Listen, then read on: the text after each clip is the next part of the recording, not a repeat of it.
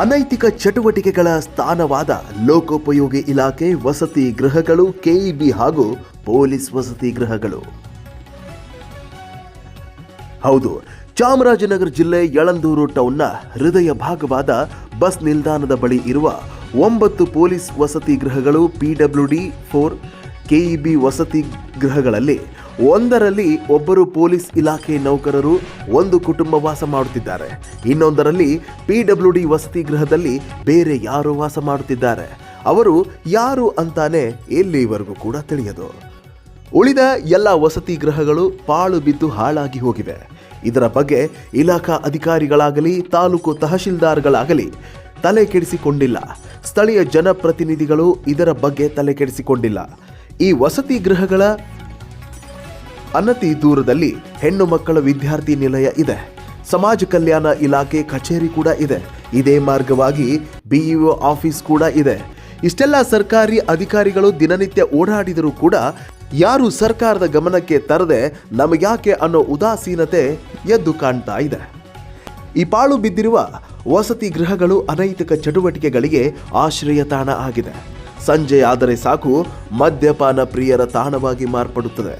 ಇನ್ನಾದರೂ ಸಂಬಂಧಪಟ್ಟ ಅಧಿಕಾರಿಗಳು ಇದನ್ನು ಬಂದು ಪರಿಶೀಲಿಸಿ ಶಿಥಿಲವಾಗಿರುವ ಕಟ್ಟಡಗಳನ್ನು ನೆಲಸಮ ಮಾಡಿ ಸಾರ್ವಜನಿಕ ಉಪಯೋಗಕ್ಕೆ ಬಿಡುವರೆ ಅನ್ನೋದನ್ನ ಕಾದು ನೋಡಬೇಕಾಗಿದೆ. ವರದಿ ಮಾದೇಶ್ ಉಪ್ಪಾರ್, ಪರ್ವಾ ನ್ಯೂಸ್, ಚಾಮರಾಜನಗರ. ನಮಸ್ಕಾರ, ನಾನು ಕಂದಳಿ ಮಹೇಶ್ ಅಂತ ಮಾತಾಡ್ತಿರೋದು. ಇವತ್ತಿನ ವಿಷಯ ಏನಪ್ಪ ಅಂತಂತಂದ್ರೆ, ಈ ನಮ್ಮ ಯಳಂದೂರು ಪಟ್ಟಣದಲ್ಲಿ ಗೌರ್ಮೆಂಟ್ ಇದು ನಮ್ಮ ಬಸ್ ಸ್ಟ್ಯಾಂಡ್ ಪಕ್ಕದಲ್ಲಿ ಮತ್ತೆ ಇಲ್ಲಿ ಪೊಲೀಸ್ ಕ್ವಾರ್ಟರ್ಸ್ ಇದೆ. ಪೊಲೀಸ್ ಕ್ವಾರ್ಟರ್ಸಲ್ಲಿ ಸುಮಾರು 9 ವಸತಿ ನಿಲಯಗಳವೆ. ಮತ್ತು ಕಂದಾಯ ಇಲಾಖೆಯಲ್ಲಿ 4 ವಸತಿ ನಿಲಯಗಳವೆ. ಮತ್ತು KEBದು 5 ವಸತಿ ನಿಲಯಗಳವೆ. ಇದೆಲ್ಲ ಇಲ್ಲೂ ಒಂದು ಹಗಲು ರಾತ್ರಿ ಎಲ್ಲ ಒಂದು ರೀತಿ ಈ ಒಂದು ವ್ಯಭಿಚಾರ ಅಥವಾ ಕೆಟ್ಟ ಚಟುವಟಿಕೆಗಳು ನಡೆಯೋ ಒಂದು ತಾಣ ಆಗ್ಬಿಟ್ಟದೆ ಇಲ್ಲಿ. ಉದಾಹರಣೆಗೆ ಏನು ಅಂತಂತಂದ್ರೆ, ಈಗ ಸುತ್ತ ಇಲ್ಲಿ ಸಮಾಜ ಕಲ್ಯಾಣ ಇಲಾಖೆ ಪಕ್ಕದಲ್ಲೇ ಡಿಸ್ಟೆನ್ಸ್ ಹತ್ತಿರದಲ್ಲೇ ಅಲ್ಲಿ ಇಲ್ಲಿ ಯಾವುದಪ್ಪ ಅದು ಕ್ಷೇತ್ರ ಶಿಕ್ಷಣಾಧಿಕಾರಿ ಕಚೇರಿ, ಇಚ್ಚೋರಿ ರಾಮ ಮಂದಿರ, ಇಚ್ಚೋರಿ ಲಯನ್ಸ್ ಕಾನ್ವೆಂಟು, ಇದ್ರ ಸುತ್ತ ಇರೋದು ಈ ಒಂದು 3 ಇಲಾಖೆಗೆ ಸಂಬಂಧಪಟ್ಟ ಕ್ವಾರ್ಟರ್ಸ್ಗಳವೆ, ವಸತಿ ನಿಲಯಗಳವೆ. ಈ ವಸತಿ ನಿಲಯಗಳನ್ನ ಏನ್ ಮಾಡ್ತಾರೆ, ಮತ್ತೆ ಇಲ್ಲಿ ಮಕ್ಕಳದು ಹೆಣ್ಣು ಮಕ್ಕಳದು ಸ್ಕೂಲ್ ಇದು ಕಾನ್ವೆಂಟ್ ಅದ, ಯಾವುದು ಸ್ಕೂಲ್ ಮಕ್ಕಳದು ವಸತಿ ನಿಲಯ ಅದ, ಹಾಸ್ಟೆಲು. ಈ ರೀತಿ ಇರಬೇಕಾದ್ರೆ ಈ ಜಾಗಗಳಲ್ಲಿ ಈ ಅಧಿಕಾರಿ ಇಲ್ಲಿ ವಾಸ ಮಾಡೋ ಅಧಿಕಾರಿಗಳು ಮತ್ತೆ ಹೊರಗಿನಿರೋರು ಬಂದು ಇಲ್ಲಿ ಒಂದು ರೀತಿ ವ್ಯಭಿಚಾರ ಆ ಥರ ಅನೈತಿಕ ಚಟುವಟಿಕೆಗಳು, ಅಕ್ರಮ ಚಟುವಟಿಕೆಗಳು ನಡೆಸ್ತಾವ್ರೆ. ಮತ್ತೆ ಆ ರೋಡ್ಗಳಲ್ಲಿ ಈ ಕಾಲೇಜ್ ಸ್ಟೂಡೆಂಟ್ಗಳು ಹುಡುಗಿ ಜೋಡಿ ಬಂದು ಆ ಮರ ಈ ಮರ ಅಲ್ಲೆಲ್ಲ ಮಾತಾಡ್ ಕುಂತಿರ್ತಾರೆ. ಮತ್ತೆ ನೋಡಿ ಇಲ್ಲಿ ನೀವು ಕಂಡಂಗೆ ಈ KEB ಕ್ವಾರ್ಟರ್ಸ್, ಇದು KEB ವಸತಿ ನಿಲಯ, ಇಲ್ಲಿ ಕುಡ್ದು ಈ ರೀತಿ ಕ್ವಾರ್ಟರ್ಗಳನ್ನೆಲ್ಲ ಇಟ್ಟವ್ರೆ. ಉದ್ದಕ್ಕೂ ನೋಡಿ ಇಲ್ಲೆಲ್ಲ ಹಿಂಗ ಸಾಯಂಕಾಲ ಆಯ್ತು ಅಂತಂತಂದ್ರೆ ಎಲ್ಲ ಬರೀ ಈ ರೀತಿ ಕುಡ್ದು ಇಟ್ಟಿರ್ತಾರೆ. ಇದನ್ನ ಸಂಬಂಧಪಟ್ಟ ಇಲಾಖೆಯವರಾಗ್ಲಿ ಅಥವಾ ಸಂಬಂಧಪಟ್ಟ ಅಧಿಕಾರಿಗಳಾಗ್ಲಿ ಯಾರು ಈ ಕಡೆ ಕೇರ್ನೆ ಮಾಡ್ತಾ ಇಲ್ಲ. ನಮಸ್ಕಾರ, ನನ್ನ DC ಬಾಬು, ಮಾಜಿ ಗ್ರಾಮ ಪಂಚಾಯತಿ ಅಧ್ಯಕ್ಷರು ಯರಗಂಬಳ್ಳಿ, ಹಾಗೆ ಹಾಲಿ ಗ್ರಾಮ ಪಂಚಾಯತಿ ಸದಸ್ಯರು.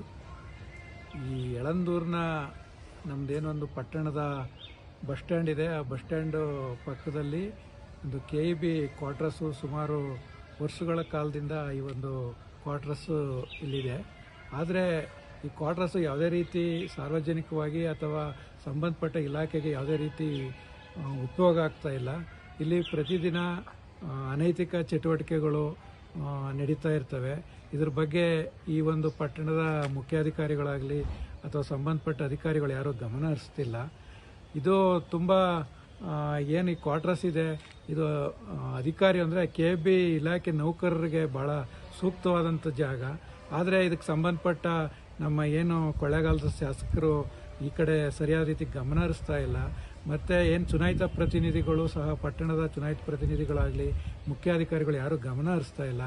ಹಾಗಾಗಿ ಇಲ್ಲಿ ಪ್ರತಿದಿನ ಅನೇಕ ಕೆಟ್ಟ ಅನೈತಿಕ ಚಟುವಟಿಕೆಗಳು ಮತ್ತು ಭಾಳ ಕಲ್ಮಸವಾಗಿ ಈ ಒಂದು ಕ್ವಾರ್ಟರ್ಸ್ ಒಳಗಡೆ ಬಂದರೆ ನಾವು ಇಲ್ಲೇನು ನೋಡ್ಬೋದಪ್ಪ ಅಂತಂದರೆ ಕುಡಿದಿರೋವಂತಹ ಬಾಟ್ಲುಗಳು, ಇನ್ನೇನೋ ಕೆಲವು ಕೆಟ್ಟ ವಸ್ತುಗಳು ಇಲ್ಲಿ ಕಾಣ್ತಾ ಇವೆ.